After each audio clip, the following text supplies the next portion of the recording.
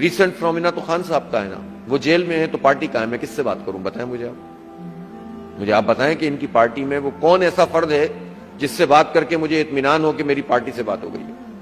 ایک آدمی ایک بات کرتا ہے، دوسرا دوسری کرتا ہے، تیسرا تیسری کرتا ہے، کسی کو کسی کے بارے میں یہ یقینی نہیں ہے کہ وہ کس کا آدمی ہے۔ جب یہ صورتحال پارٹیوں میں ہو اور اس پارٹی میں قصور کس کا ہوتا ہے ایسی پارٹی بنانے میں، جس کی آپ اچھائی کر رہے ہوتے ہیں، جس کا کریڈٹ زیادہ ہوتا ہے کہ اس نے لوگوں کو موبلائز کر دیا، تو اگر کوئی خرابی ہے تو وہ بھی اسی کے ذمہ ہے نا۔ اس نے ایسی ٹیم کیوں بنائی؟ اس کو اے ٹی ایم چاہیے ہوتے ہیں، اس کو جاگیردار چاہیے، اس کو وڈیرے چاہیے، اس کو الیکٹیبل چاہیے، اس کو وہ لوگ چاہیے جو اسٹیبلشمنٹ کے ساتھ ان کے معاملات کروائیں۔